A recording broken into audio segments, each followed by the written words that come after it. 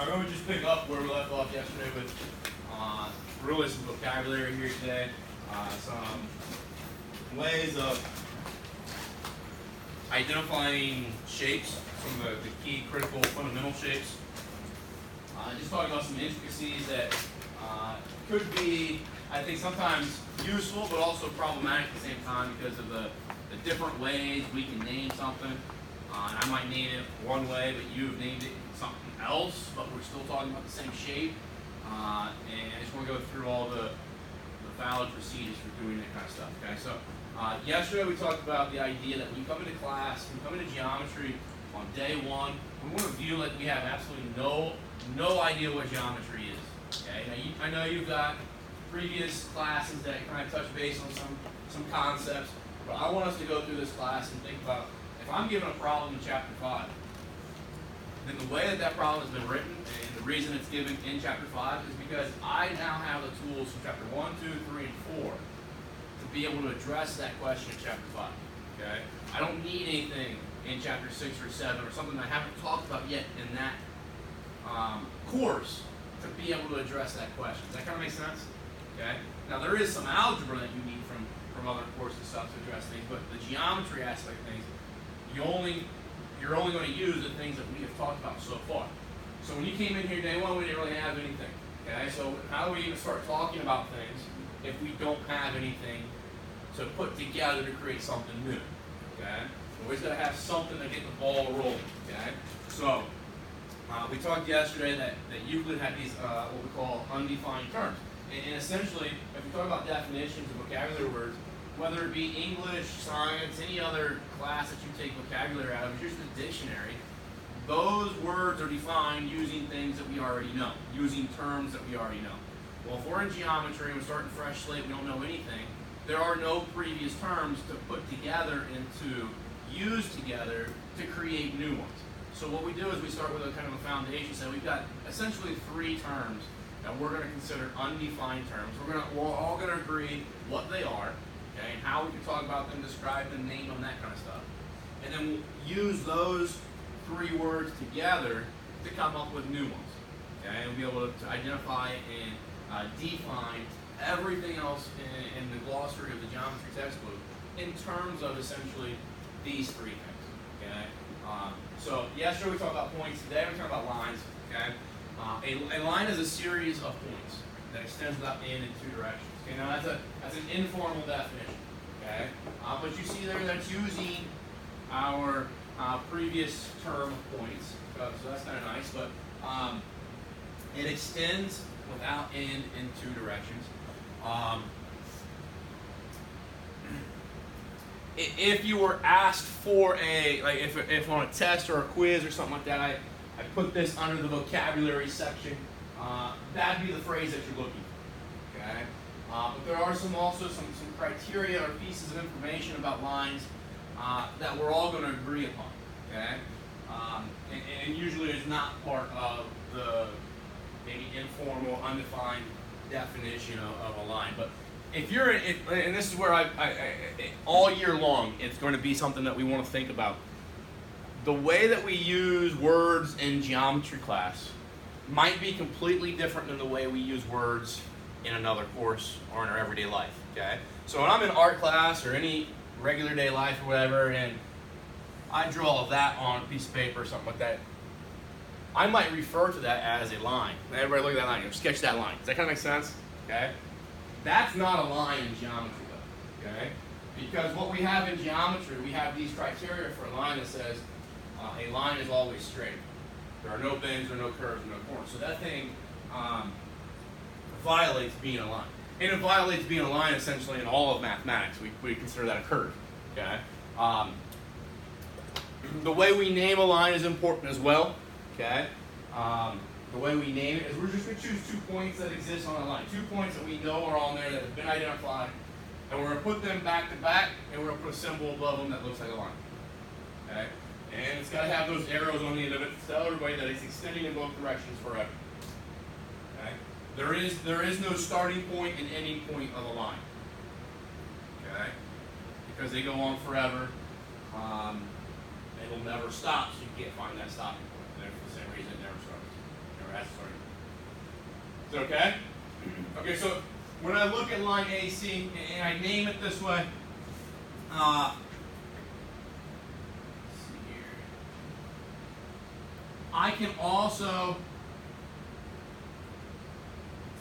basically what we've agreed upon as mathematicians over the years is I know because of this symbol here that once I start at A, I'm going to go to C and I'm going to go through C. But because that arrow is in both directions, the idea is that it also goes that direction beyond A. Okay? So it traces out that line. Would that be the same if I looked at, instead of calling it AC, what if I called it CA and put a line above it? And if I started at C and I went to A, and it means I go through A because I know it's a line, so it extends in that direction forever. But also because of that symbol, because it's a line, I know it also extended that direction forever. Does that green marking trace out the exact same thing the blue did? Okay, so what that tells me is that I can name that line AC, I can name it line CA, and still be fine. Okay? You can flip-flop the two letters, and you're still identifying the same object. So if I say line AC, but on your paper you have line CA for homework or tests or quizzes, we're fine. We're both in the same shape, talking about the same shape.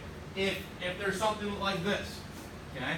Let's say I put a third point on here, okay? And I call it now line BC. And let's go through that process. I start at B, it means I go through C, and I keep going on forever through C in that direction. But because I know of that symbol, it's a line, I go both directions. I'm going to go this way. And does that red line trace out the same thing that the blue and the green did? Okay, so as long as I use 2 points that are on that line, I'm still identifying the same line. So I can call that line AB, I can call it line AC, I can call it line BC, CB, BA. Okay, I've got a lot of options there. Does that make sense to everyone? Okay, and that's what I was talking about earlier, is that there might be discrepancies, and it's a great thing for mathematics that we can do this, but it's also sometimes like a catch-22 where it can also be a pain in the butt.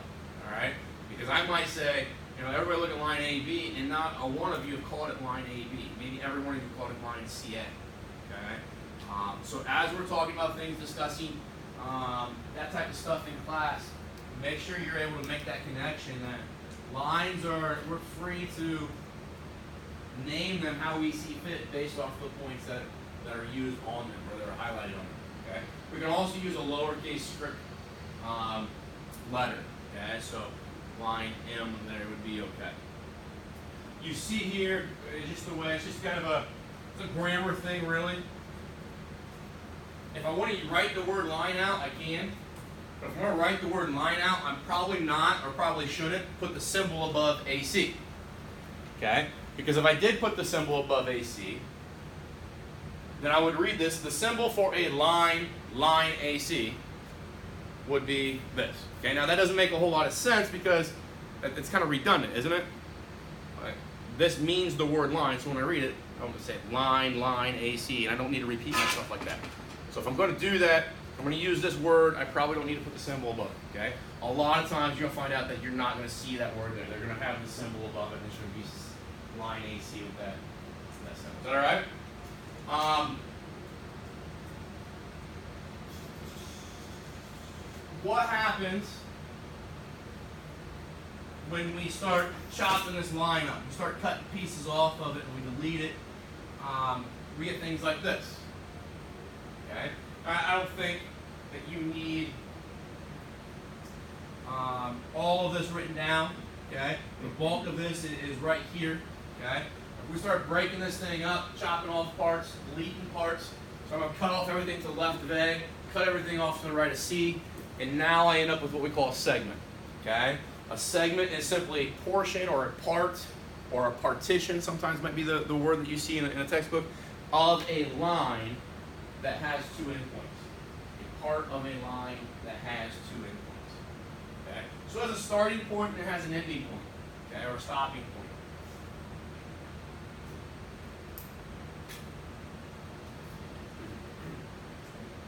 And kind of one of the biggest differences between a line in a segment is the fact that because a line goes on forever, I can never measure it.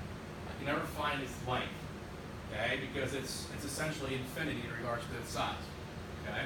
But every segment, I should be able to find its length, I should be able to measure it, okay?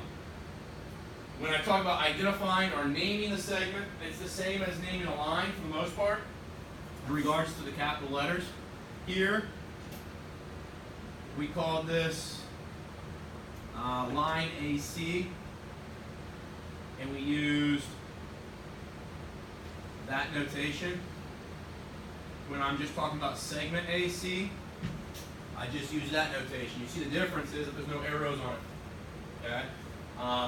And when there's no arrows on it, that's indicative of it starting and stopping somewhere, it having endpoints. Now, if I use and the way I like to think about the way people name stuff is mostly like their directions for how I would trace this thing out. Start at A, and I can trace out to C, and I stop at C.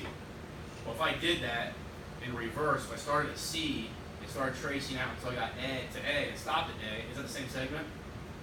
Yeah. Okay, so you can flip-flop those letters. All right, so AC, segment AC, and segment CA, they're the same. Okay, so those are two ways you can name it. Now, we will not name segments with lowercase letters like we did with lines. Okay, that's really the only way that you can name a segment. It is with the two endpoints, and then the order of them obviously doesn't matter. Here's where we get into trouble sometimes. Because of what we've learned with lines, and we know what we're allowed to do with lines, I could call this line up here line BC, and it'd be exactly the same as line AC, correct? Well, if I put B down here, and now I talk about segment BC, is that the exact same thing as segment AC? No, it's much shorter, right? Okay. BC is only that segment there. Obviously not the same as A2C. Okay? So we cannot just use any arbitrary points that exist on the segment to name the segment. They have to be the endpoints. Hopefully, maybe that's probably not something totally new to you. And to be honest with you guys, there's going to be quite a bit of review in the first couple weeks. Even though I want us to view like we don't know anything yet, you're going to know some of this stuff. Okay? But I want to make sure that we're all on the same page. Because when we start getting into the really detailed, heavy geometry aspect of the course, and we're throwing up symbols and names of things, and if you don't have an understanding of how we do that, how we write the name of something, how we use a symbol to express something, you're not going to have any idea of the material that we're trying to cover. Okay? I think the first hurdle or obstacle is the notation, the labeling, all that kind of stuff. Once that's understood, this class, it's actually pretty doable. Okay, it's not all that bad. All right, so if we just chop off one end of our line, so I chopped everything off from the left of A, we get what we call a what? Yeah, we get a ray, right? Okay. So that would be ray AC. Okay. Again, the symbol above the letters that we use, we have to use the two letters that are on the ray. And this one always, that one there is always an endpoint. Okay? So we start at A, and direction-wise, it tells us to pass through C, continue through C, and you go on forever. So a ray is a part of a line, a portion of a line that has an endpoint and then extends in one direction forever. Okay, name it, the first point has to be your endpoint. For the mere fact that if I flip-flopped it, if I call it ray CA, just think about what ray CA would look like. That means that has to be the endpoint. So that means I start at C, and I would travel through A, and I would go that direction, right? And hopefully you can recognize that blue ray is not the same as the orange one. Okay? So every year that becomes a problem for some people because we just talked about two procedures for segments and lines that we're allowed to just basically flip-flop the order of the letters that we use or the points that we use to name them. Then we get to array, which is very similar. It's kind of the same family of shapes as segments and lines. But this one, the way we identify it, we're not allowed to flip it. Okay, so we got to keep those things straight. Okay. Is everybody all right with that?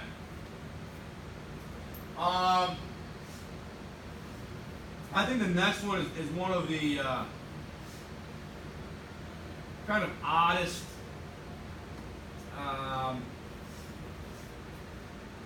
definitions where I come across throughout the year. Let me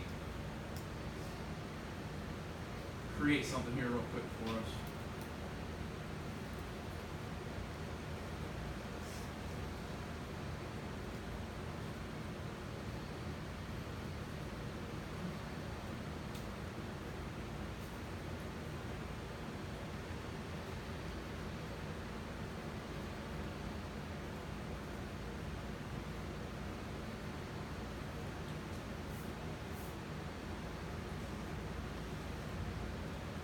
Okay, so let's say that we put right here at point D,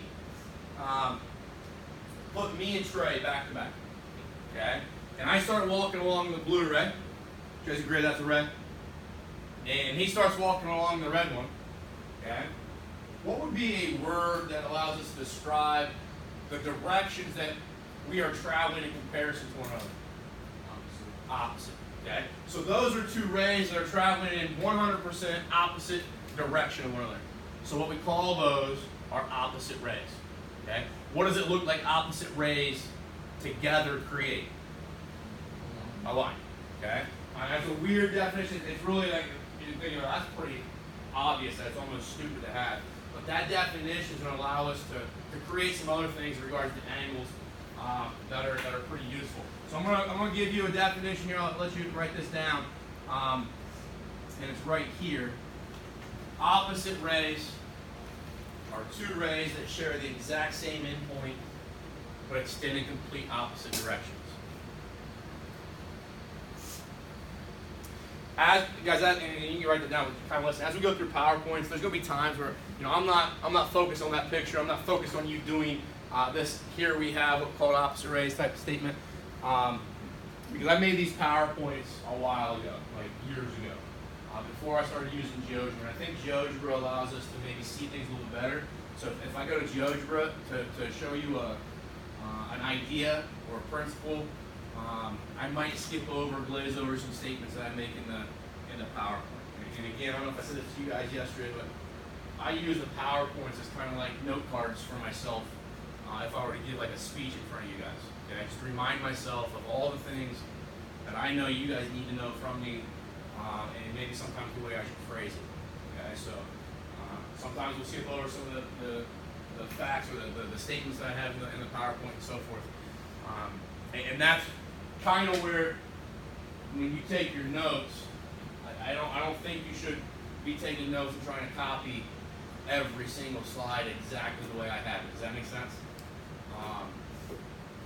As we're discussing, as I'm lecturing, that kind of stuff, trying to pick up on the key concepts, key ideas, and write that information down. Okay. So those two rays. Now here's a question. What happens if I do this? What if I take out that phrase right there? That they share the exact same endpoint. If I take that phrase out, this could happen. Where we have, get rid of that one, and I do that. Okay? So you see the red one kind of overlapping the blue one a little bit, right? Between D and E. Okay?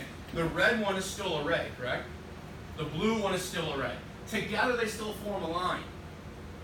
But by the way we have created the definition of opposite rays, those two things together, ray EF and ray DE, so the red ray and the blue ray, they are not opposite rays. Because the key phrase in our definition says they have to share the same exact endpoint. Okay? Is that all right with everyone? And that's something that as we start going through writing vocabulary words and definitions, you've probably been taught in other courses, in and I'm just going off of my experiences in other courses as a student. You may have heard a teacher say, hey, here's the formal definition, here's what the textbook says or what the dictionary says. I'm going to give it to you that way, but I want you to kind of mess around with it, and I want you to change it and make it your own so that you can remember it a little bit better. You ever been in a situation like that? Okay. I'm going to tell you not to do that in here. Okay. You can do it to an extent or to a degree if you're careful. But when I start making these definitions my own, I might start losing words that I might think initially aren't all that impactful, but when I leave a word out of some definition, it might change the complete way that we think about geometry. Okay? So the definition, and we'll talk about this as we see some really important definitions, that if I leave a word out like exactly, or if I leave a word out like only one, or phrase it like only one, or if I use the phrase a instead of one, there's issues, okay? So, and we'll talk about those when we get there, but try to, when I provide you vocabulary definitions, try to write them the way that I got them. I'm going to try to make them as concise and as short as possible, but not leave anything out that's going to damage other things throughout the course, okay? So that is one thing that I think is pretty important to understand for this course. Take a minute real quick, guys. There's 7 ways that you can name that line right there. 7 ways. I want you to name it 4 ways. Okay, 4 different ways. And this is gonna kind of mimic a couple questions in your homework. You're gonna see a couple pictures like this, and we'll have like 10 boxes of options. And it's gonna tell you to check mark the ones that work, the ones that truly name that thing correctly. So do that and come back and see if yours match up with mine.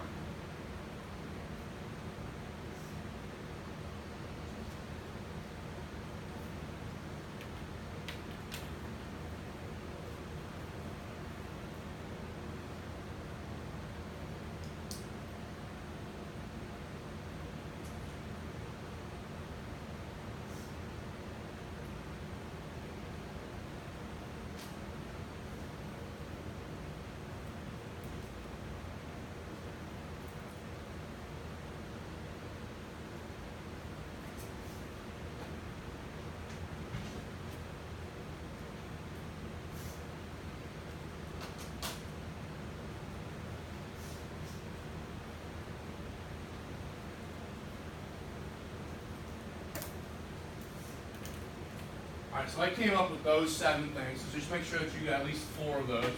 And that's the thing, guys. And even if I put one more point on there, there are so many more than other ways of naming that. And that's where we get into issues sometimes. Because if I give you that shape in class, or it was a homework question we're going over, or a test question, or whatever, and I start talking about RB, or line RB, and I'm the only one in the class that's named it line RB, you guys might think this guy doesn't have a clue what he's talking about. Because nobody's named it that way. But that's a valid or viable way of naming that shape, okay? There's a lot of different ways you can do it. And that's just something you always got to be on your toes with and say, okay, I know what shape we're talking about. I named it this way, he named it that way. Are we both okay? All right? So just be leery of that as we move on. And I'm going to try to remind you as much as I can about things like that where if there's multiple ways you can name something. If you've ever got a question about, hey, I named it this way, is that okay? Just ask, okay? I prefer discussion instead of just me talking to you, okay? And even if you're wrong, okay, I'd rather hear 20 wrong answers than no right answers. Does that make sense? Okay? Or 20 wrong answers and 1 right answer. So if I hear 20 wrong answers, I know at least I've got some work to do in the way that I've taught something. Okay? So please, don't be shy to speak and stuff like that. Okay? Here's another vocab word. And again, it might be kind of boring today because we're just trying to develop enough stuff to where we start doing something kind of interesting maybe with some of our geometry. So a lot of that's just defining terms, creating things and how they exist and showing how they exist and that kind of stuff. So we can move on maybe later on this week to something a little bit more less bland, I guess. Okay. a lot of times in geometry, your vocabulary words, if you understand like the English system and linguistics and stuff like that, you might be able to get an idea of what the vocabulary or the definition phrase is based off just the vocabulary words. Okay. For instance, when I look at collinear points, okay, there's a noun up there. What are we talking about? What is the noun in that phrase, collinear points? Points. Points is the noun. So collinear is what type of thing? If it's describing that noun. Okay, but what kind of word is it for in English? How would I identify that as if it's a word that describes something? Starts with an A. It's an adjective.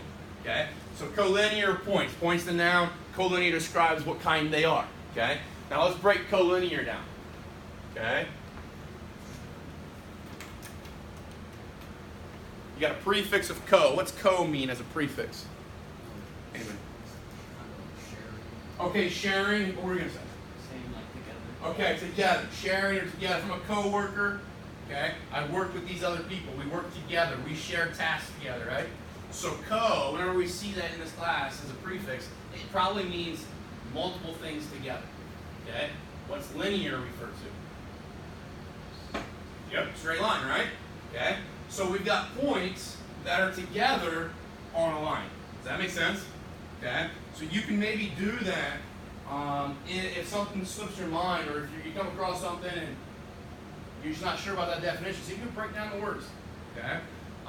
So here we're looking at two or more points that lie on the same line. Two or more points that lie on the same line.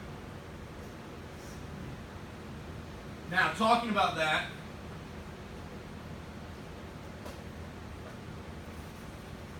and you guys learned this last year, you dealt with it a lot when you graph lines. You only need 2 points for a line, right? And we'll write this out again later on. There's a postulate, maybe tomorrow we'll talk about what defines a line.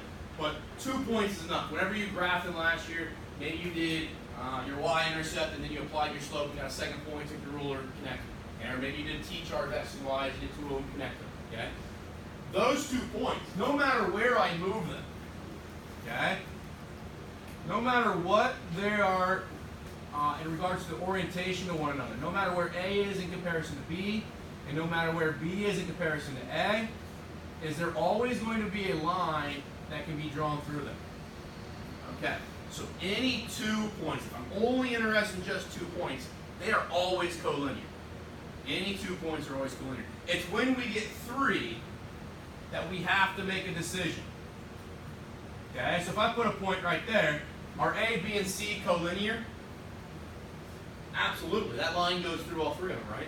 Or each one of them is on that line. But when I put C,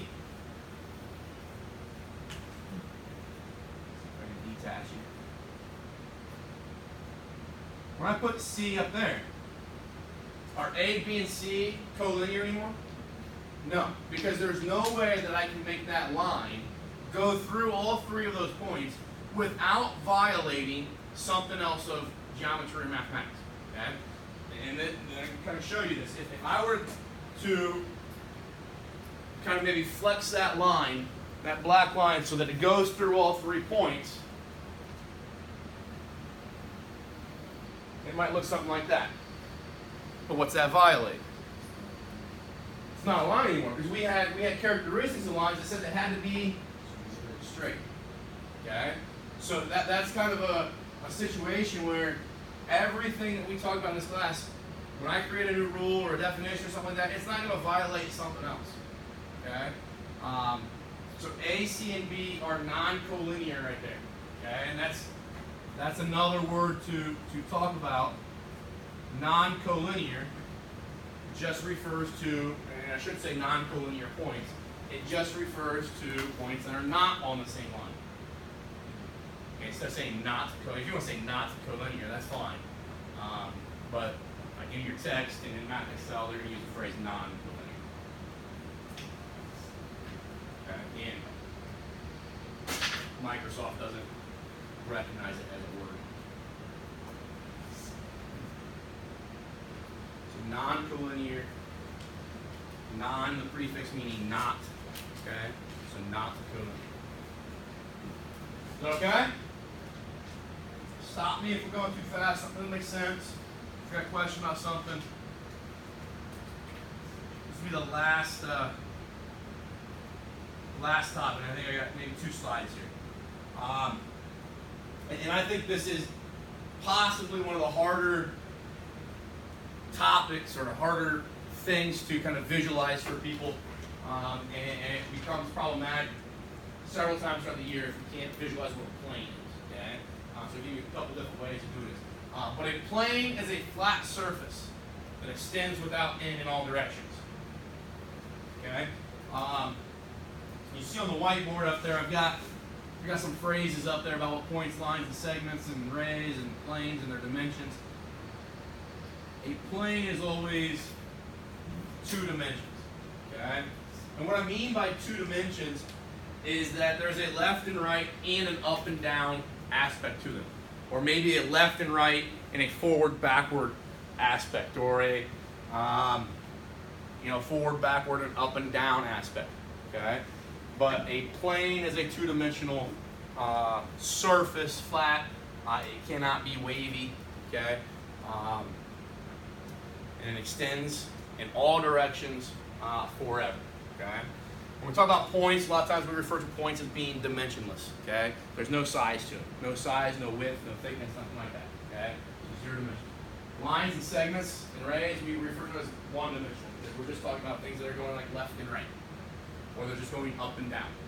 Okay? So 1 dimension. But planes, they have a left and right and an up and down. Okay? Or a left and right and forwards and backwards. And I'll kind of show you some images here that might help us realize that. A plane can be represented by a single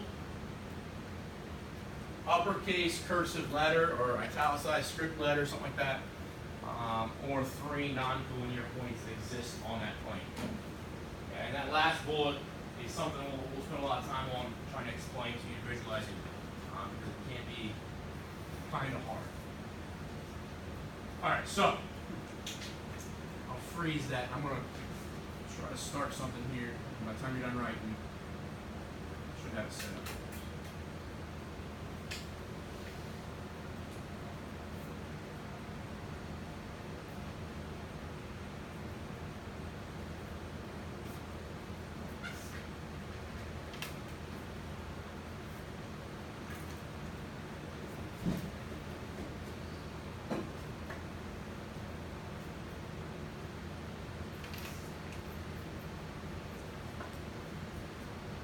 To create a plane, or for a plane to exist, all we need is 3 points. Okay, all we need is 3 points. Now, when we create those 3 points, they can be in any orientation to one another, meaning that they could be collinear or non-collinear. But I want to talk about the difference and what happens when they are collinear and sometimes when they're non-collinear. Okay. So if you guys could visualize this, let's say, Ian, raise your hand up in the air. Trey, raise your hand. Okay, I'm going to raise my hand. Okay, make fists. Can you guys visualize that where our hands are, if we were to take like a giant piece of plywood or plexiglass that is flat and it doesn't bend or warp or anything like that, we could rest that plexiglass on our 3 hands. Okay, move your hand somewhere, Ian. Okay, move your hand, Trey. Okay, I'm going to move my hand over here. Do you think we could still do the same thing? We should. Okay? As long as you have 3 non-collinear points, there is always 1 plane that will go through them. You guys know what a milking stool is? Anybody a farmer or have dairy cows or anything like that? Okay? A milking stool is just a stool, but it's got 3 legs instead of 4. Because when I'm milking a cow or something, I'm probably in a barn somewhere or in a pasture, and it's uneven ground, right? Okay. And if I've got 4 legs on that stool, chances are my stool's going to be wobbly because it's not going to be a nice plane that goes through all 4 of those points. But if I've got 3 legs on my stool, my chair or my stool will always find that 1 plane that it could rest on, so there's no wobble in the seat. Does that make sense? Okay. Because put your hands back up. Okay. Let's use the top of my camera right there as a 3rd point, and let's use the top of this thing here as a 4th point. is there going to be one plane that could rest on all four of those things, or is it going to miss one? It's probably going to miss one, right? So let's say that the plane is resting on top of this bottle, my camera, and Ian's hand.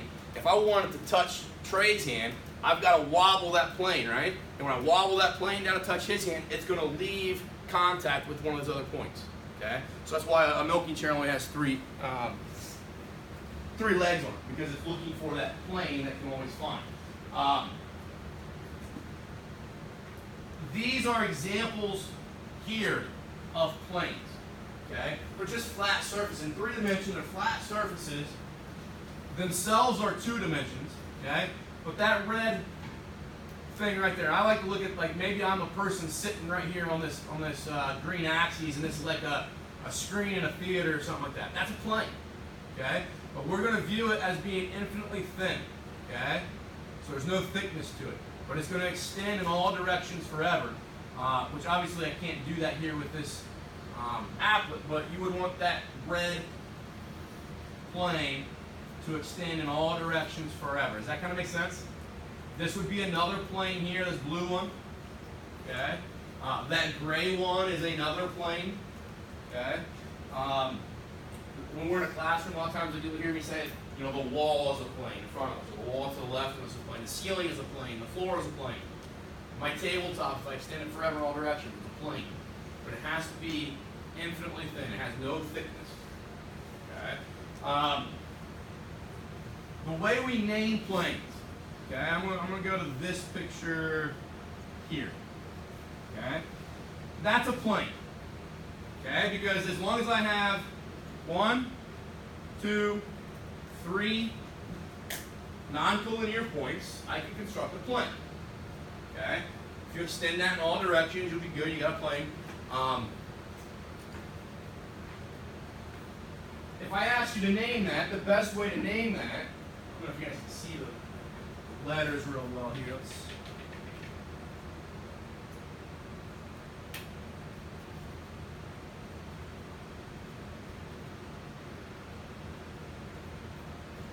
All I need to do to name that is choose 3 of those letters. Okay? But a couple groupings of 3 letters would be actually a problem. Okay? If I want to name that, I want to choose non-collinear points. Okay? So if I look at C, B, and D, are those non-collinear? Or are they collinear? Collinear. So when I name that plane, I don't want to call it plane CBD. And I'll show you here in a minute why. I would want to name that like plane. A lot of times people are going to use like what look like vertices there, like maybe A prime, C, D. But it's perfectly fine to call it A prime CB, call it A prime BD. Okay, as long as you use 3 of the points that are part of that plane, and as long as those 3 points are non-collinear, you're good to go. Okay. The reason I would not use CBD is because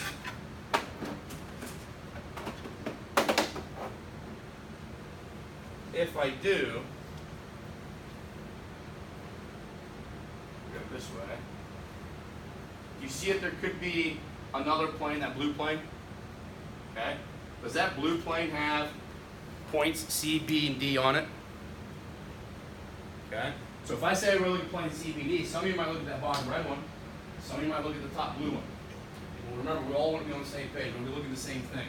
So there's actually an infinite number of planes that have CBD. So when you talk about 3 collinear points, and you use those to identify a plane, it's actually identifying an infinite number of planes. And we want to talk in specifics. We want to know which one of those infinite. Is that all right with everyone? So 3 non-collinear points. We want to make sure that we talk about naming a plane that way. And that's going to be something, guys, that we talk about a little bit again tomorrow when we wrap up this PowerPoint. The last thing I want to leave you with is this, and I'm going to let you guys kind of define these on your own because of what we've already defined. You start to see patterns throughout this course, okay? A lot of geometry courses, a lot of just mathematics courses in general, okay? We got this phrase, collinear points. Sorry, coplanar points. Coplanar points. Sounds similar to collinear points, right? We got points being the noun, coplanar being the adjective, co meaning together, Planar probably meaning what? On the plane. Okay? So again, we got points together on the plane. So what we're going to say here is it's 3 or more points. Because any 2 are going to be coplanar. Any 3 are going to be coplanar. So usually we say 3 or more. 3 or more points that are all on or in the same plane.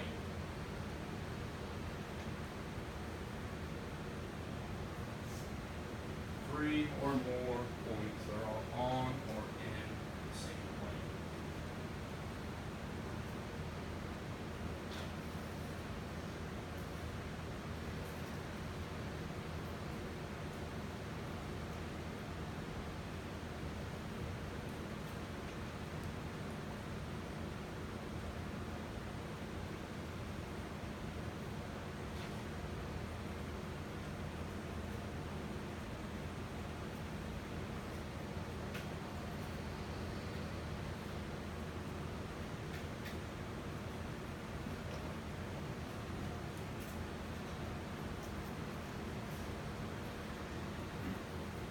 So if we look at a picture of what coplanar would look like, okay?